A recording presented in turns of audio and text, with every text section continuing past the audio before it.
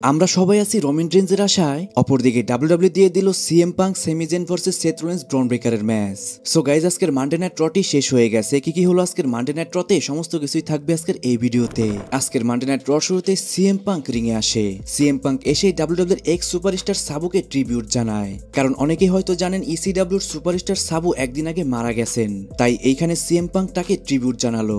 তারপর CM punk বলে, আজকে আমি অনেক স্পিচড আপ একজন ফ্যাটম্যানের কারণে। আর গাইস, এখানে ফ্যাটম্যান মানে সিএম পাঙ্ক পল হেমেনকে বোঝাচ্ছে। সিএম পাঙ্ক আরো বলে, পল হেমেন 12 বছর আগেও আমার সাথে বিট্রেল করেছিল, কিন্তু সবকিছু ভুলে তাকে সব থেকে আমার বেস্ট ফ্রেন্ড মনে করতাম এই কোম্পানিতে। বাট এবার রেসেলমিনিয়াতে সে সেম কাজটাই করলো যেটা সে 12 বছর আগে করেছিল। পল হেমেন একজন ফ্যাট লিটল স্নেক, সে আমার সাথে নাটক করে স্টুপিড সেথ রোলিন্সের সাথে পার্টনার হয়েছে। এরপর সিএম পাঙ্ক আরো পল হেমেন সম্পর্কে উল্টাপাল্টা বলে, ঠিক তখনই সেখানে লেডিস এন্ড জেন্টলম্যান বলে পল হেমেন চলে আসে। পল হেমেনকে দেখে সিএম পাঙ্ক বলে, পেঙ্গুইন রিং এর মধ্যে আসো, এসে আমাকে বলো তুমি কেন এইসব করলে। কিন্তু তখনই সেখানে সেথ রোলিন্স এবং ব্রন ব্রেকার চলে আসে। তারা রিংয়ে তো আসে না, তারা দূর থেকেই কথা বলে। সেথ রোলিন্স বলে, পল হেমেন তোমার ফ্রেন্ড, তুমি তোমার ফ্রেন্ডের লাইফটি হেল্প করে দিয়েছিলে রোড টু রেসেলমেনিয়ায়। তোমার কারণেই আমি এবং রোমান রেন্স পল হেমেনের শত্রু হয়ে গিয়েছিলাম। পল হেমেন তোমাকে বিলিভ করেছিল সবসময় তুমি তাকে প্রোটেক্ট করবে, কিন্তু তুমি তাকে প্রোটেক্ট করতে পারোনি। আমি তোমাকে সবসময় হেট করি, কারণ তুমি যদি আজকে না থাকতে তাহলে আমি আজকে ওয়ার্ল্ড হেভিওয়েট চ্যাম্পিয়ন থাকতাম। তারপর কথায় কথায় তাদের মধ্যে ফাইট শুরু হয়ে যায়। ফার্স্টে সিএম পাঙ্ক এবং ব্রন ব্রেকারের ফাইট শুরু হয়, দেন সেখানে সেথ রোলিন্সও অ্যাড হয় এবং তারা দুইজন মিলে সিএম পাঙ্ককে মারতে শুরু করে। তখনই সেখানে সেমিজেন চলে আসে। সেমিজেন আসলেও ব্রন ব্রেকার তাকে একদমই ডিস্ট্রয় করে দেয়। পল হেমেন একটা চেয়ার দেয় সেথ রোলিন্সকে সিএম পাঙ্ককে মারার জন্য, কিন্তু তখনই সেখানে জে উসো চলে আসে। আর গাইস, শকিংলি কিন্তু জে উসো এসে প্রথমে মার খেয়ে যায়। তারপর সেমিজেন এবং সিএম পাঙ্ক দুইজন একটা চেয়ার নিয়ে আসলে সেখান থেকে সেথ রোলিন্স এবং ব্রন ব্রেকার পালিয়ে যায়। গাইস, এইখানে কিন্তু কোনো স্টোরি লাইনই নেই, কারণ এইখানে কেনই বা জে উসোকে ঢুকানো হলো। এইখানে তো আসার কথা ছিল রোমান রেঞ্জের। জে উসোকে চ্যাম্পিয়ন তো ডাব্লিউডাব্লিউ বানালো, কিন্তু তাকে আস্তে আস্তে একদমই ওয়েস্ট করে দিচ্ছে। আর গাইস, আমি কেন এই কথাটি বললাম ভিডিওর সামনে আপনারা জানতে পারবেন। জে উসোকে মাল্টিপল জায়গায় ফিউড করানো হচ্ছে।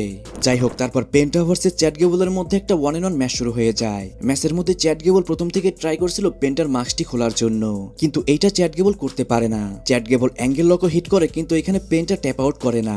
লাস্টে পেন্টা একটা মেক্সিকান ডিস্ট্রয়ার হিট করে এই ম্যাচটার মধ্যে উইন করে যায়, যেটা কিনা পেন্টার কোনো ফিনিশারও না, এটা পেন্টার একটা সিগনেচার মুভ। আর গাইস, আমি এটা দেখে কিন্তু টোটালি হেসে দিয়েছিলাম, কারণ এত ভালো একটা ম্যাচ তোলার পরে যদি এন্ডিংটা এরকম হয় তাহলে কিন্তু দেখতে কোনোভাবেই ভালো লাগে না। চ্যাট গেবলকে যখনই আল গ্রান্দে আমেরিকানো ক্যারেক্টারে দেখানো হয় তখন তাকে অনেক স্ট্রঙ্গার লাগে, কিন্তু তাকে আজকে একটা সিগনেচার মুভি হারানো হলো, সেটা দেখতে কিন্তু আমার কাছে অতটা ভালো লাগেনি। এরপর ব্যাকস্টেজে সিএম পাঙ্ক এবং সেমিজেনকে আমরা দেখতে পাই। সেইখানে আমরা জানতে পারি স্যাটারডে নাইট মেইন ইভেন্টে CM Punk Sami Zayn versus Seth Rollins Bron ব্রেকারের মধ্যে একটা ট্যাগ টিম ম্যাচ হবে। কিন্তু এইটা নিয়ে সেমিজেন সিএম পাঙ্ককে বলে, আমরা কি পারবো?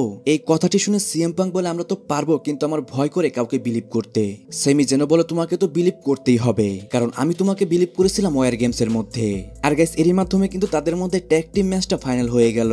কিন্তু আমার সবথেকে প্রশ্ন হচ্ছে, এখানে রোমান রেন্স কোথায়? রোমান রেন্সকে কেনই বা স্টোরি লাইন থেকে একদমই আউট করে দেওয়া হচ্ছে?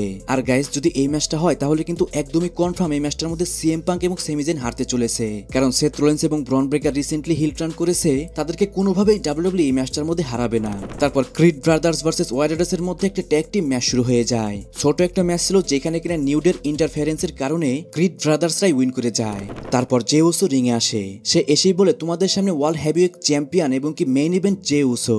লোগান পল আমাকে বলেছে আমি নাকি চ্যাম্পিয়ন ম্যাটেরিয়ালই না। স্যাটারডে নাইট মেইন ইভেন্টে আমি লোগান পলকে দেখিয়ে দিব আমি কি করতে পারি। সে যখনই লোগান পল সম্পর্কে আরো কিছু বলছিল তখনই সেখানে চলে আসে গুন্থার এসে জে উসোর সাথে হ্যান্ডশেক করতে চায়, বাট জে উসো তার সাথে হ্যান্ডশেক না করে তার ট্যাপ আউট করা নিয়ে মজা করতে থাকে এবং কি অডিয়েন্সরা ইউ ট্যাপ আপের চ্যান্ট করতে শুরু করে।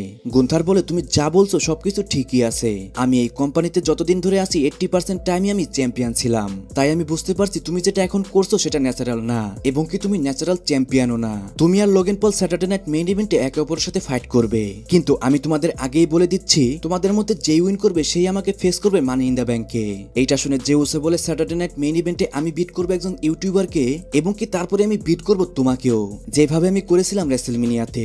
আর গাইস, ফার্স্টেই কিন্তু আমি বলেছিলাম জে উসোকে মাল্টিপল ফিউডের মধ্যে ঢুকানো হয়েছে। তাহলে গাইস, এটা দেখুন, ফার্স্টে হলো সেথ রোলিন্স এবং ব্রন ব্রেকারের সাথে, তারপর হলো লোগান পলের সাথে এবং কি লাস্টে হলো গুন্থারের সাথে।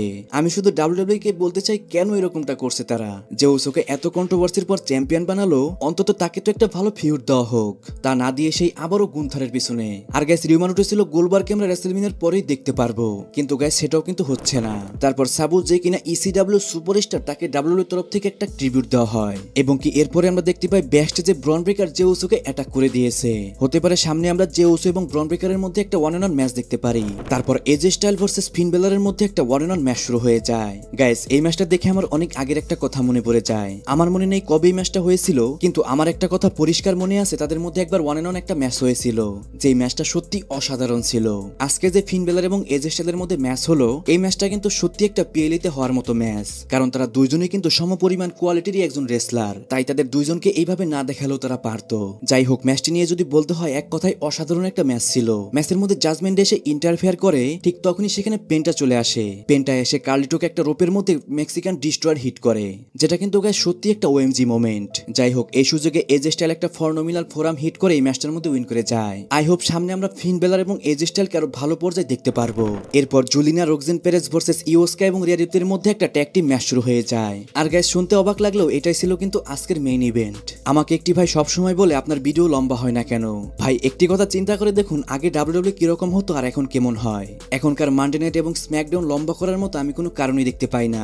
একবার চিন্তা করে দেখুন, এটাও কি একটা মানডে নাইট ট্রর মতো শো এর মেইন ইভেন্ট হয়? আমি বিশ্বাস করি 100 জনের মধ্যে 90 জনই কিন্তু আমার কথায় সহমত হবে। এটা কোনোভাবেই একটি শোর মেইন ইভেন্ট হতে পারে না। যখন থেকে রেসেলমিনিয়া শেষ হয়ে গেছে, তারপর থেকে কিন্তু মানডে নাইট ট্র এবং স্ম্যাকডাউন আমরা অতটা ভালো দেখতে পাই না। যেমন যেমন শো এখন হচ্ছে, এটা কোনোভাবে একটা ডাব্লিউডাব্লিউ শো বলে আমরা মানতে পারছি না। যাই হোক, ম্যাচের মধ্যে জুলিয়া এবং রোকজিন পেরেজের মধ্যে একটা ঝামেলা হয়, যে সুযোগে রিয়া রিপ্লি এবং ইওস্কা এই ম্যাচটার মধ্যে উইন করে যায়। আর ম্যাচটি শেষ হওয়ার পরে ইওস্কা এবং রিয়া রিপ্লির মধ্যে একটা ঝামেলা দেখতে পাই। আর গাইস, এটাও ইঙ্গিত করছে সামনে হয়তো তাদের মধ্যে আমরা একটা ওয়ান অন ওয়ান ম্যাচ দেখতে পাবো। আর আমি একটি জিনিস মিস করে গিয়েছি, আজকে কিন্তু বেকি লিঞ্চের একটা প্রোমো ছিল, যেখানে সে বলে কেন সে লাইরা ভলকিরের উপর অ্যাটাক করেছে এবং কি সে ব্যাকলেজে হারেনি, সেই এই ম্যাচটার মধ্যে উইন করেছে। আর বেকি লিঞ্চ আরো বলে ফিউচারে সে লকার রুম কন্ট্রোলে নিয়ে নেবে, তার কারণে কোনো সুপারস্টারই চান্স পাবে না। আর গাইস, এরই মাধ্যমে আজকের মানডে নাইট ট্রটিও শেষ হয়ে যায়। আমি জানি আজকে সবারই আজকের মানডে নাইট ট্রটি ভালো লাগেনি, কিন্তু অবশ্যই রেসলিং সম্পর্কে সমস্ত নিউজ এবং আপডেট জানার জন্য চ্যানেলটিকে সাবস্ক্রাইব করবেন।